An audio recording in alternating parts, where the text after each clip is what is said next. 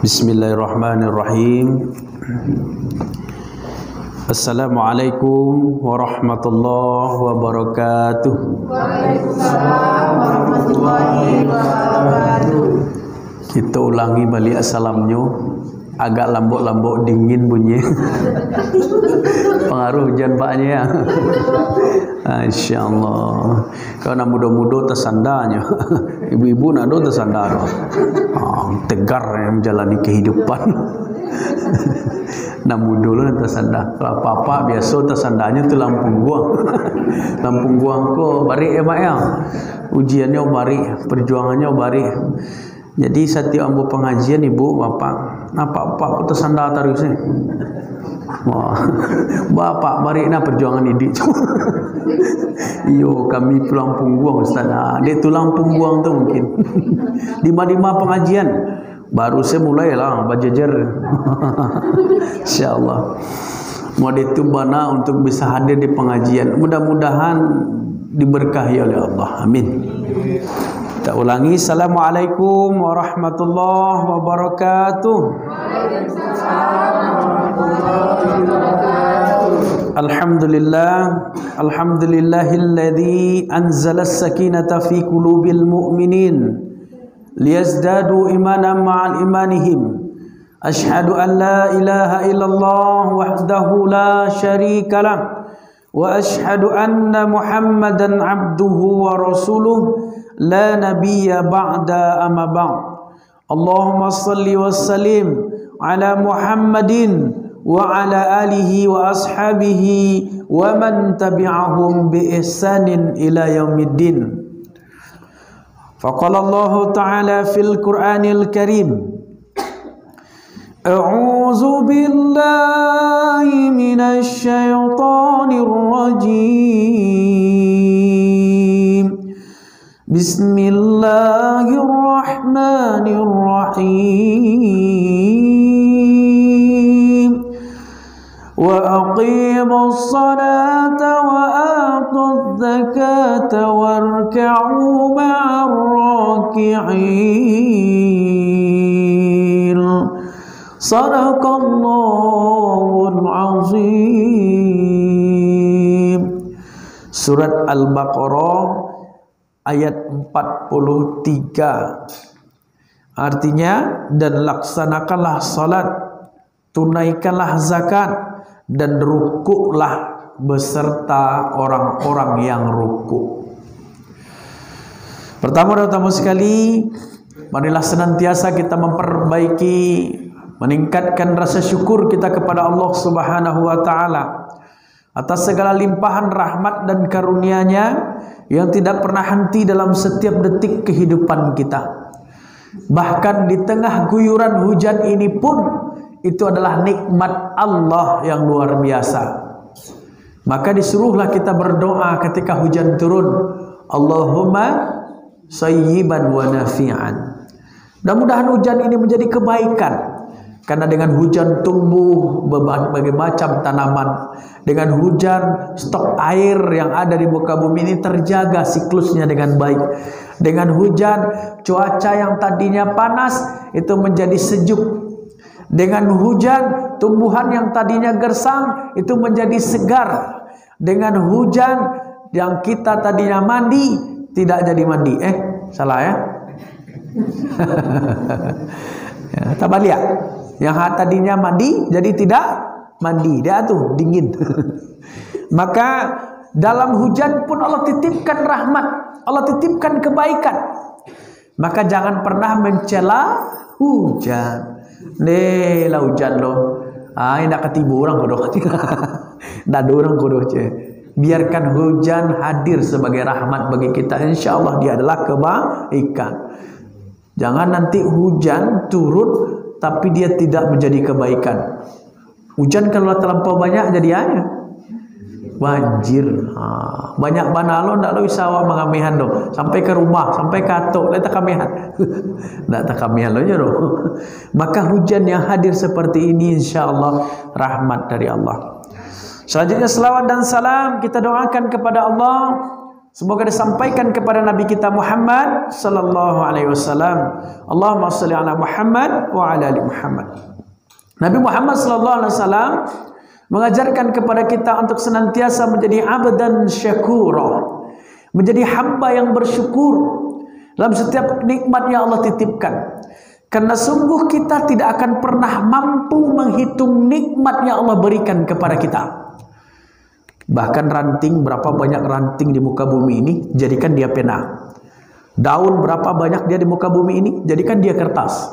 Samudra yang luas, berapa luasnya itu, berapa banyaknya airnya itu, jadikan dia tinta. Lalu ditambah sebanyak itu lagi, maka tidak akan pernah cukup untuk bisa menghitung nikmat Allah. Contoh satu organ tubuh saja Bapak Ibu, tidak usah kita banyak-banyak lihat jantung. Betapa banyaknya Allah letakkan nikmat pada jantung. Dia berdetak begitu luar biasa. Ya, bertahun-tahun dia berdetak tanpa ganti spare part. Ibu lah barau usia ibu. Sampai 45 tahun jantung berdetak dalam diri ibu, ada ganti suku cadang. Ya Allah, Masya Allah, orang bernikmat. Ya, apa yang memoto-moto? Dia nampak langsung. Labarau mau apa? Oh, 70. Masya Allah, 70 mak ya. Itulah tanggal merah sekali itu. Alah, nah sakit-sakit lah betong tu. Masya Allah, serius-serius. Mana aku hari hujan kau tak kalau adanya. Berarti apa 70 masuk tanggal merah, masuk sakit-sakit 70 70 tahun berdetak. Ada apa ganti suku cadang? Allah boleh rencana? Segar bugar alhamdulillah. Maka satu baru organ tubuh kita, jantung. Allah titipkan begitu banyak nikmat. Dipompakan darah ke seluruh tubuh kita. Itu 100.000 liter dipompakan tubuh setiap menit. Ya, cobalah cari alat yang dibuat yang mampu bekerja seperti itu siang dan malam tanpa henti. Tidak ada. Luar biasa. Itu baru satu. Jantung. Nah, jantung ini pun dia bekerja sesuai dengan perintah tuannya. Siapa tuannya? Allah. Kalau seandainya pemilik jantung, siapa pemilik jantung? Kita ya, dititipkan oleh Allah. Kalau dia bermaksiat kepada Allah, maka rusaklah keseimbangan jantung tadi. Kalau dia tidak bersyukur pada Allah, maka terganggulah keseimbangan jantung tadi. Maka kapan dia taat, kapan dia menjadi baik, kapan organ tubuh itu seimbang dia, kalau dia taat kepada Allah. Hakikatnya dia berdetak itu tengah memuji Allah. Allah. Lalu kita ganggu dengan dosa kita ganggu dengan maksiat kita ganggu dengan kecintaan kita kepada dunia, berubah dia ya, onjak-onjak dalam badan. Nah, tidak terkendali dia badan kolej sampai pembuluhnya pecah akibatnya. Itulah kenapa terjadi stroke. Ya. Kenal stroke? Maka dari itu yuk kita jaga dia. Seluruh tubuh kita, seluruh alam ini itu diciptakan oleh Allah seimbang. Allah tadghaw fil mizan. Maka janganlah engkau rusak keseimbangan itu, kata Allah. Allah ciptakan darat, lautan, air, udara itu seimbang semuanya, patuh pada Allah. Tapi siapa yang rusaknya? Kita lah yang merusak keseimbangan itu. Ditebang pohon, banjir. Dalam tubuh kita bermaksiat kita kepada Allah, terganggu organ tubuh. Tidak usah jauh-jauh, yang paling sederhana saja Pak. Bagaimana cara mengganggu tubuh ini dengan perbuatan dosa. Rasulullah telah ingatkan, man kana yu'minuna billahi wa bil yaumil akhir la takhdab. Siapa yang beriman kepada Allah dan hari akhir jangan marah. Ajibulah marah. Apa dampak secara kesehatan? Menurut pakar kesehatan, marah 1 menit maka tubuh akan depresi selama 6 jam. Dan terganggu keseimbangan tubuh. Tidak tanggung-tanggung 6 jam. Begitulah Allah menciptakan. Maka benarlah Allah bizikrillahi tatma'innul qulub. Hanya dengan mengingat Allah hati menjadi tenang. Dan salat adalah cara terindah untuk mengingat Allah. Alhamdulillah. Alhamdulillah Bapak Ibu. Yang tadi sepanjang tadi itu tuh pengantar baru tuh. Lain apa? Alu masuk ke enggak kaji itu. Beko siap-siap salat tahajud lah beko selesai. Tagallah Ibu. Beko sahur sewa sekali ya. Sebut tadi pengantar dulu masuk ke kaji dulu. Benahi salatmu maka Allah akan benahi hidupmu. Alu lah buangannya. Maka Allah berfirman dalam surah Al-Baqarah tadi ayat ke-43 adalah laksanakanlah salat, tunaikanlah zakat dan rukuklah beserta orang-orang yang rukuk. Jadi kalau kita lihat di dalam Al-Quran Bapak Ibu, kalimat ini banyak diulang-ulang oleh Allah. Aqimis shalah wa atuz zakah, itu berkali-kali Allah ulang dalam Quran. Jadi kalau ada kalimat di dalam Al-Quran diulang-ulang oleh Allah berarti itu penting. Itu penting untuk diperhatikan. Itu adalah sesuatu yang memiliki keistimewaan sehingga diulang-ulang oleh Allah untuk kita perhatikan. Maka ketika kita membenahi salat, ternyata kita juga tengah membenahi hidup kita. Nah, kenapa salat yang diperbaiki? Lalu apa hubungannya dengan kehidupan? Yang pertama itu, salat itulah ibadah yang pertama kali dihisab. Jika salatnya baik, maka baik pula lah yang lain. Jika salatnya buruk, maka buruk pula lah amalannya yang lain. Maka dihubungkan oleh Allah salat ini dengan amalannya yang lain. Kalau seperti itu, maka salat juga berhubungan dengan baik atau buruknya hidup kita. Karena Allah melihat dalam salat itu ada kebaikan seseorang. Bahkan salat saja dijaganya, apalagi dia. Jadi orang yang menjaga salat itu menantu ideal itu Pak. Kalau cari menantu, carilah di saf-saf salat subuh. Ya Bu, ada anak menantu? Cari di saf salat subuh. Balik salat subuh. Salat subuh itu salat yang berat, yang mengerjakannya hanya orang-orang yang bersungguh-sungguh dalam imannya. Ustaz, lah kami cari Ustaz. Atuh di salat subuh, atuh kakek-kakek sebanyak Ustaz. Akan dijadikan menantu. Itulah masalahnya zaman kini Ya, beratnya untuk salat. Padahal panggilannya begitu indah. Hayya 'alas shalah.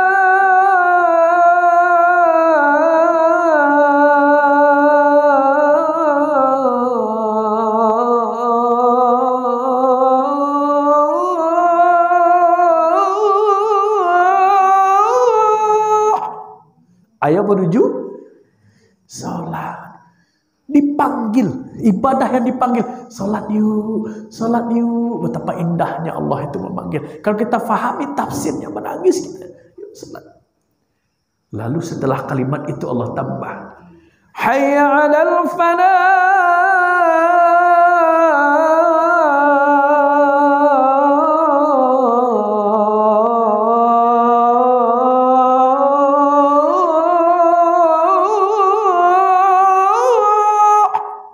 Ayo menuju kemenangan. Al-falah itu artinya beruntung, menang, sukses, berhasil, bahagia. Itu arti al-falah.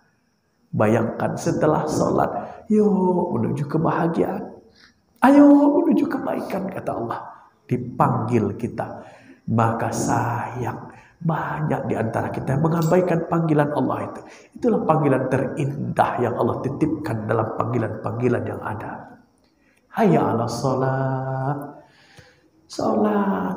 Dan panggilan inilah membuktikan kasih sayang Allah kepada hambanya. Kalaulah kita memahami maknanya, menangis kita, ya Rabb, sebegitunya Rabbi, Tuhan kita mengajak kita untuk kebaikan, mengajak kita untuk bercengkrama dengannya dalam setiap sujud dan rukuk kita.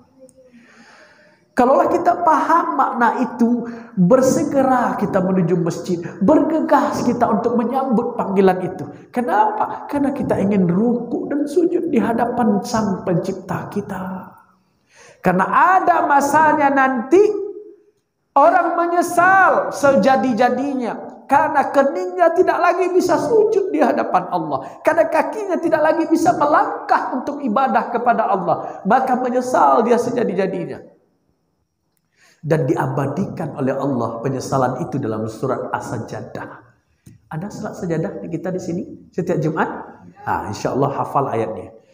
Walau tara izil mujrimuna nakisu ru'usihim 'inda rabbihim Rabbana absarna wa sami'na farji'na na'mal salihan inna muqinun. Ketika ditampakkan azab itu kepada kita, memohon kita kepada Allah. Rabbana, ya Allah ya Tuhan kami. Wasami'na, telah kami dengar. Ya. Rabbana wa absarna, telah kami lihat ya Allah. Sami'na, telah kami dengar azab itu ya Allah. Farji'na, kembalikan kami lagi ya Allah, kembalikan kami. Na'mal salihan, kami akan soleh, kami akan beramal soleh, kami akan ruku ya Allah, kami akan sujud, kami akan jaga salat kami. Meminta-minta kita kepada Allah supaya bisa rukuk dan sujud lagi di hadapannya. Na'mal salihan inna muqinun, karena kamilah yakin iyo kiranya ada azab tu ya Allah, iyo ada kiranya pembalasan tu ya Rabbi. Baru kita menyesal sejadi-jadinya, minta pada Allah untuk bisa kening ini sujud lagi di hadapannya.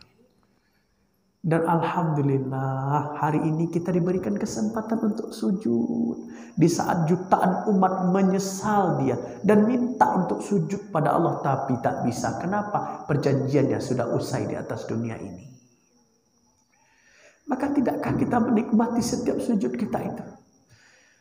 Tidakkah kita menikmati setiap bisik-bisik kita dengan Rabbi kita? Ketika kita berbisik ke bumi, maka penduduk langit akan mendengarnya. Ketika kita berbisik ke bumi, maka aras akan bergetar karena lafaz-lafaz doa yang disampaikan oleh hambanya. Maka dia adalah ibadah yang pertama kali dihisab. Baik buruknya dunia seseorang juga tergantung bagaimana dia memperlakukan sholatnya. Yang kedua, sholat itu tiang agama. Kalau bangunan itu bunyanul Islam ala khamsin. Jadi Islam itu dibangun atas 5 perkara. Pertama itu syahadat, kedua itu salat, dan salat itulah tiangnya. Mungkinkah bangunan itu berdiri kalau tiangnya tak ada? Mungkinkah? Tidak. Dialah yang menyangga amalan-amalan yang lain. Bahkan dialah yang menopang kehidupan kita di dunia ini sebenarnya. Kita ini tidak akan ada, jin itu tidak akan ada kalau tidak ada salat, kalau tidak ada ibadah. Wa ma khalaqtul jinna wal insa illa liya'budun. Dan tidaklah kuciptakan jin, jadi jin dulu berawal, dan manusia kecuali untuk beribadah kepadaku. Maka tidak akan pernah ada kita kalau tidak ada ibadah. Maka ibadah inilah penopang kita untuk hidup di dunia. Dan jika ingin dapatkan kebaikan dunia, benahi ibadah kita, benahi hubungan kita dengan Allah. Kita senantiasa ingin hidup lebih baik. Kita senantiasa rezekinya bertambah. Kita ingin kita sehat. Kita ingin dapatkan kebahagiaan. Tapi sayang, di saf-saf salat di masjid kita tidak ada.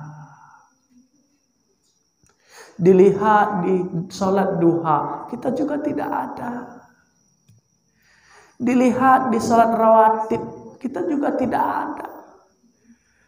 Lalu dilihat di salat tahajud kita juga tidak ada. Lalu kebaikan apa yang ingin kita dapatkan sementara kita tidak pernah hadir pada waktu-waktu utama yang Allah minta kita hadir di sana? Maka ketika seorang hamba hadir dalam setiap ibadah yang Allah suruh, betapa sayang dan cintanya Allah kepadanya. Maka Kita hadir dengan ibadah ini untuk mencari perhatian Allah, agar Allah limpahkan kebaikan, limpahkan kasih sayangnya dalam setiap detik kehidupan kita. Yang ketiga, kenapa sholat? Karena sholat itu pembeda antara iman dan kafir, pembeda antara keimanan dan kekafiran. Inilah yang memberikan furqan, pembeda kepada dirinya, yang menguatkan dirinya, yang memberikan dia basirah, yang memberikan dia mata hati yang tajam. Sehingga orang-orang yang menjaga salatnya, dia insya Allah dibukakan rezekinya, diberikan kemudahan. Karena salat itu ada kemudahan dan kebaikan di dalamnya. Yang keempat, kenapa salat? Kenapa dengan memperbaiki salat maka kita memperbaiki hidup?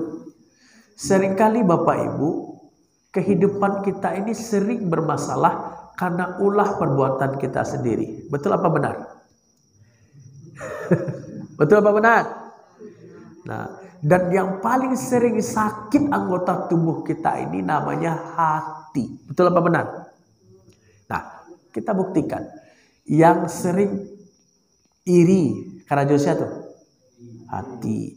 Dan sering kesal karena Josia tuh hati jubur. Dan sering hasad siapa tuh? Hati. Dan cemburu buto siapa tuh? Hati. Pernah wak dengar de cemburu mana gigi wak Rasulullah nih? Aduh. De iri mana bulu kaki wak saya? Aduh. Ndak, hati. Banyak sakit kok di hati. Maka dengan hadirnya salat, dia membersihkan. Dengan hadirnya salat, dia mencegah dari keburukan. Karena salat, inna salata tanha anil fahsya'i wal munkar. Sehingga orang yang salat itu tercegah dia dari perbuatan keji dan munkar. Terjauh dia dari iri, dengki, hasad dan sebagainya yang menjadi penyakit hati. Ya kalau itu kita pelihara, lalu kita bawa bergaul, bermasalah pergaulan kita. Kalau hati lagi sakit dibawa bergaul, bermasalah pergaulan kita, Pak. Hati lagi sakit dibawa mendidik anak, seru. Lagi seru, Pak. Tapi kalau hati nyaman, hati santai, hati damai, kita lebih tenang menasihati anak. Nah, udah sholat. Tapi kalau tidak capek malah tuh ibaratnya sumbu pendek dibakar situ tentang langsung meledak. Hati kalau tenang, mendidik pun menjadi tenang. Hati kalau tenang, ada permasalahan di keluarga, menyelesaikannya pun tenang. Kenapa? Ada benteng dari hati kita. Itulah sholat kita. Dia menjadi benteng bagi diri kita. Dia menjadi perisai dari diri kita. Makanya sholat itu kalimatnya aqimis sholat. Dirikan. Kenapa kok kalimatnya al-amalus sholat? Kenapa kok aqimis sholat? Karena dengan mendirikan itu dia tidak hanya di dalam sholat, tapi juga di luar sholat. Ketika kita marah, ya Rabbi, aku tadi baru siap sholat. Dan sholat mengajarkanku kesabaran. Tidak mungkin aku melakukan ini. Terjaga dia. Dibantu dia dengan kebaikannya. Bahkan sholat itu adalah doa. Bahkan di setiap amalan diajarkan doa. Supaya apa? Supaya kita senantiasa ingat pada Allah. Karena amalan yang dilakukan dengan mengingat Allah itu akan menjadi pahala. Dan ada rumusnya Bapak Ibu. Orang yang melakukan dosa dan maksiat kepada Allah itu sebenarnya dia tengah lupa kepada Allah. Ada dalilnya Ustaz? Nah, kan pakai dalil sekali. Ada. Surah Al-Hasr. A'udzu billahi minasy syaithanir rajim. Wa la takunu kalladzina nasullaha fa ansahum anfusahum. Ulaika humul fasiqun. Dan janganlah kamu wala takunu kalladzina, menjadi orang-orang yang lupa kepada Allah, lalu Allah benar-benar menjadikan engkau lupa kepadanya. Itulah orang-orang yang fasik. Maka diajarkan kita dengan sholat ini untuk mengingat Allah dalam setiap amal-amal kebaikan kita. Ini cara kita, cara sholat untuk mengingatkan kita kepada Allah. Karena orang yang mengingat Allah, insya Allah dia terjaga dari kebaikan. Orang yang lupa kepada Allah, itulah orang-orang yang terjerumus kepada maksiat dan dosa. Diajarkan semuanya doa. Mulai doa bangun tidur, doa makan, doa tidur. Semuanya doa. Supaya apa? Supaya senantiasa ingat pada Allah. Sehingga kita tidak berbuat maksiat. Maka dengan sholat ini diajarkan kita muraqabatullah. Merasa selalu diawasi oleh Allah. Dan tingkat tertinggi orang yang sholat itu namanya ihsan. Dia senantiasa merasa diawasi oleh Allah. Walaupun dia tidak mampu melihat. Tapi dia merasa diawasi oleh Allah. Sehingga muncul kekhusyukan dalam hatinya.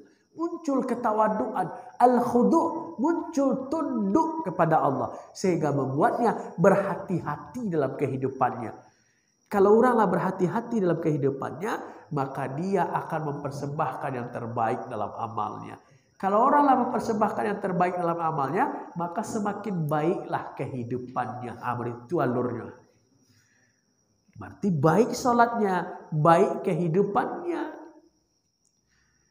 Ketika dia sudah mempersembahkan yang terbaik dalam ibadahnya, maka dia juga akan terbaik dalam amal-amalannya. Terbaik mencari nafkah. Mencari nafkah terbaik apa? Nafkah yang halal. Terbaik mendidik anak. Kenapa? Karena diajarkan dalam sholat itu dia mempersembahkan yang terbaik. Terbaik dalam memberikan nafkah. Nafkah yang halal. Terbaik dalam berkata. Berkata yang baik dan benar. Karena sholat mengajarkan lafaz-lafaz kebaikan semuanya. Dan sholat juga mengajarkan untuk senantiasa taat tanpa syarat. Kenapa sholat memperbaiki hidup kita? Karena sholat itu sebenarnya bukan beban. Tapi sholat itu meringankan beban. Ya ayyuhalladzina amanu ista'inu bis-sabri was-salah. Innallaha ma'as-sabirin. Wahai orang-orang beriman, minta tolonglah kamu kepada sabar dan sholat. Pada dua hal itu Allah suruh kita minta tolong. Berarti ketika dia membenahi salatnya, Allah ringankan bebannya. Allah berikan kebaikan kepadanya. Karena orang yang salat itu, dia yakin Allah akan menolongnya. Dia yakin wa ma min musibatin illa biiznillah. Tidak akan terjadi apapun kecuali atas izin Allah. Orang yang salat itu terhujam iman yang kuat dalam hatinya. Iman yang kuat itu akan membuat dirinya tidak mudah khawatir, tidak mudah bersedih dan tidak takut kepada apapun. Kenapa? Karena dia punya Allah. Walladzina amanu wala khaufun 'alaihim wala hum yahzanun. Kalau dia menjaga sholat, dia tidak takut kepada apapun kecuali kepada Allah. Dan dia tidak pula bersedih hati. Kenapa? Karena dia punya Allah. Sehingga terus menerus kehidupannya membaik. Dia tidak takut kekurangan rezeki. Kenapa? Allah yang memberikan rezeki. Kalaulah boleh makhluk ini Bapak Ibu khawatir dengan rezekinya, tahu Bapak Ibu siapa makhluk yang paling pantas untuk khawatir dengan rezekinya? Tahu? Cicak. Batu. Makan aja tamang-tamang. Nah, maka dari itu jangan pernah khawatir. Dia akan memberikan bahkan sampai pada kebaikan-kebaikan yang tidak pernah putus. Binatang melata itu diberikan oleh Allah. Semut diberikan oleh Allah. Bahkan tak sarjana pun semut dapat rezeki dia. Ada semut sarjana. Cecak ada sarjana. Tidak ada. Kita diberikan Allah akal. Maka takut kita dengan rezeki berarti kita tengah tidak menghargai Allah sebagai Tuhan kita. Karena Allah memberikan rezeki, melapangkan rezeki kepada siapa yang dikehendaki. Dan menjemput rezeki dengan keberkahan, dengan membenahi ibadah, maka akan berlipat, akan menjadi keberkahan dari rezeki itu. Ustaz, kami lagi sholat Ustaz, tapi kurang Ustaz. Nah, ini mau tanya Cik, masalah rezeki kok Pak Ibu, banyaknya atau berkahnya? Nama dia Pak tanya lo, ya Pak nak mencari kok. Ibu-ibu kini mencari lo nak mau. Satu lo. Ayo. Lampu buang gini, ibu tuh lampu buang lo, ya kan? Apa-apa lo. Yang apa cari? Berkah atau banyak? Hah? Oh kalau keduanya tentu iyo. Itu taimpi nak di atas, tak kurang nak di luar. Itu iyo. Keduanya tu iyo. Tu tambuh cie tu itu kan? Nah, kalau ibu, mana ibu cari? Dia kan disuruh milih atau.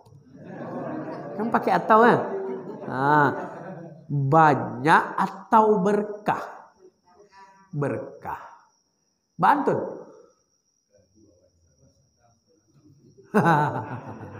Ya. Jadi berkah itu kaji ziyadatul khair, bertambah kebaikan. Maka dengan menjaga ibadah kepada Allah, Allah tambah kebaikan. Karena rezeki itu ada dari ketaatan, rezeki itu juga ada dari usaha. Kalau kita hanya meyakini rezeki itu dari usaha, maka tentu berbeda-beda orang. Ya, kalau dari usaha saja, tentu kalah orang nada sarjana. Ya kan? Tapi tidak, kalau titipkan rezeki itu merata, mau sekolah mau tidak, bahkan mau beriman mau tidak, rezeki ditempat oleh Allah. Cuman Allah tidak berikan berkah kepada orang-orang yang tidak beriman. Keberkahan itu apa ciri-cirinya? Bertambah kebaikan dari apa yang dia miliki, bertambah taat dia kepada Allah, bertambah dekat dia dengan Allah, itu berkah. Maka jangan biarkan kita kehilangan berkah demi mencari jumlah. Jangan kita kehilangan berkah demi mencari jumlah. Maka hadirkan keberkahan itu dengan ketaatan kepada Allah. Dan yang keenam, kenapa salat? Karena salat itu dia yang apa lagi ya? Salat itu menaikkan derajat seseorang. Ya. Wa minal laili fatahajjat bih nafilatan lak. Asa ayma asa rabbuka maqama mahmuda, kata Allah. Jadi salat itu bisa menaikkan derajat seseorang di sisi Allah, derajat yang terpuji. Maqam itu derajat, maqama mahmuda. Maka derajat seseorang itu di sisi Allah tergantung bagaimana dia menjaga salat, bagaimana menjaga ibadah. Maka dari itu mari kita pelihara salat kita dengan baik. Kita jaga kualitasnya. Lalu apa saja yang dijaga dari salat itu? Nah, yang pertama waktu dan tata caranya. Salatlah di awal waktu. As-salatu ala waqtiha. Usahakan awal waktu. Karena keberkahan itu hadir di awal waktu. Bahkan waktu-waktu salat itu Bapak Ibu diletakkan Allah pada waktu-waktu yang luar biasa. Subuh diletakkan Allah ketika kita baru bangun pagi. Allah ingin sebelum kita mengingat apapun, sebelum kita mengingat dunia, sebelum kita mengingat RPP, sebelum mengingat selabus, sebelum mengingat tutup buku, sebelum mengingat apapun dalam pekerjaan kita, Allah suruh kita untuk mengingat Allah terlebih dahulu dengan meletakkan salat subuh di awal pagi. Maka itulah salat subuh ini menentukan keberkahan, jemput keberkahan dengan mengawali hari, memulai dengan salat subuh. Bahkan ada lagi salat sunat fajar ya di pagi hari itu lebih baik daripada dunia dan seisinya. Salat sunat sebelum subuh itulah yang salat fajar itu. Salat sunatnya saja itu lebih baik daripada dunia dan seisinya. Kudunlah salat subuhnya. Maka begitulah keberkahan itu dihadirkan. Lalu zuhur letakkan Allah pada waktu yang mulia pula. Ketika kita sudah bekerja, tiba di guru tu zuhur tu lah tingkek paling latih maja tu. Tiba di suara lah saya sarang anak ibu kalau kecil tadi alasan garu-garu datang Allahu Akbar ode baralah kesenangan hati tu diistirahatkan kita ya. Tiba di pegawai dan di TU dan di buku lah mereka betul.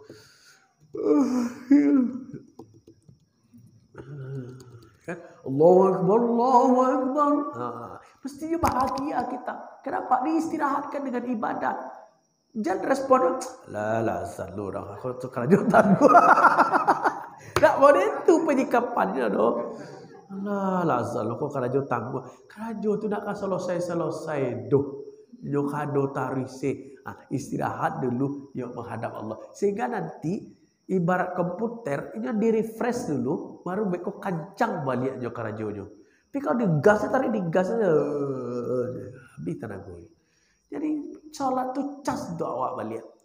Jika kalau dilanjutkan karajo siap zuhur balik atau dilanjutkan maja siap zuhur balik, dia lah full energi lo balik, lah terisi lo balik energinya. Tiba paso je tarikh. Itu kan. Bahkan ada kita salah kaprah. Allahu akbar, Allahu akbar. Wah sedang rapat. Mari karena azan kita hentikan rapat sejenak. Ndak hentikan do pai salat. Menghentikan pai salat disuruh harusnya azan sudah memanggil, mari kita semuanya yang rapat ini salat. Setelah salat kita lanjutkan rapat. Itu dah betul. Mari kita berhenti sejenak. Solat tu nak lampu merah doh. Ndak lampu hijau doh. Boleh lampu kuning. Ndak. Tanggung. Kalau kau baca tanggung ialah tanggung sesalah. Nah, tapi ketika kita memahami makna solat itu dipanggil, baru kita memahami ya Allah, ada keberkahan di awal solat. Ada keberkahan kita memulai ibadah kepada Rabb kita. Ya. Nah, maka dari itu jangan biarkan dia terlalaikan oleh aktivitas-aktivitas dunia kita. Pernah suatu ketika Nabi melakukan perjalanan. Lalat dia jauh perjalanan. Dulu kan perjalanan pakai unta. Ya, tidak ada kini. Jauh tuh berpuluh-puluh kilometer ditempuh. Lalu masuk waktu salat. Apa kata Rasulullah? Ya Bilal, arihna bis salah. Ya Bilal, arihna bis salah. Ternyata solat itu, wahai Bilal, istirahatkan kami dengan solat. Jadi solat itu istirahatnya orang beriman. Allahu Akbar. Masya Allah. Ya Allah, terlalu banyak masalahku di dunia ini ya Allah. Tapi ketika aku solat dan mengakui hanya Engkau yang maha besar, maka masalahku menjadi kecil. Kenapa? Karena kita bersandar kepada yang maha besar. Sehingga masalah menjadi kecil. Itu kenapa orang yang menjaga sholatnya, dia akan merasa tenang. Diperbaiki hidupnya. Karena dia menganggap masalah itu kecil. Karena ada yang lebih besar. Allah yang maha besar. Allahu Akbar. Masya Allah. Terus masuk asar lagi salat. Asar itu di waktu tubuh juga sudah mulai lelah. Kalau tiba di kantor itulah di ujung karajo. Tiba di guru itulah pulang. Maka sebelum pulang, sebelum menemui keluarga, yuk salat dulu. Sehingga ketika kita berjumpa dengan keluarga, wajah kita wajah yang teduh. Wajah yang bersih disiram air wudhu. Jangan awak pulang menemui keluarga, pulang menemui dengan wajah kusut karena laporan lu selesai. Hei lah pulang pak, kelar pak tu, mengata jojo. Ande lupa awak menempatkan peran awak. Sementara kita mesti pandai memainkan peran pak. Ketika kita bertugas, maka tugas kita, peran kita mainkan sesuai dengan amanah. Kalau guru, mainkan peran guru. Kalau di TU, mainkan peran TU. Kalau di rumah sakit, mainkan peran sebagai petugas rumah sakit. Tapi ketika kembali pulang, tinggalkan peran itu. Mainkan peran kita sebagai ibu. Mainkan peran kita sebagai ayah. Agar anak-anak kita, agar keluarga kita tidak merasa jauh dari kita. Awak kan salah peran. Tiba di rumah peran guru apa kayo? Tiba di rumah peran bos bapak kayo, kak pintu, tutas tolong jangan panik ah, siapa tiba kok ayah urang atau bos urang lah, kalau bos urang balik lah lihat, kalau ayah urang kamarilah. Salah kita memainkan peran sehingga keluarga ikut terbawa imbas karena kita salah memainkan peran. Maka salat itu menjadi pembatas agar kita betul memainkan peran. Jadi sebelum kita bertemu dengan keluarga, salat asar. Sehingga wajah sudah teduh, hati sudah tenang. Sehingga berjumpa dengan keluarga, kita jadi bahagia. Assalamualaikum. Rancak senyum ayah ke dia. Ayah sudah salat nak. Alah salat tadi, barakah saja. Nah, lalu ketika kita berkumpul, kita sudah salat asar. Berkumpul dengan keluarga, Masya Allah. Maghrib ada lagi sholat. Sebelum kita makan, ya, sholat dulu. Sabtu mengaji sebentar bersama anak-anak. Dan menjelang tidur ditutup lagi dengan sholat baralah rancaknya Allah letakkan waktu-waktu sholat. Sebelum bangun, sebelum mengingat apapun, Allah suruh kita ingat Allah dulu dengan sholat subuh. Ketika tidur, sebelum kita mengingat apapun, kita suruh Allah ingat Allah dulu sebelum tidur. Sehingga yang terbawa tidur nanti adalah tidur dalam ketaatan kepada Allah. Sehingga bangunnya kita doanya kan itu.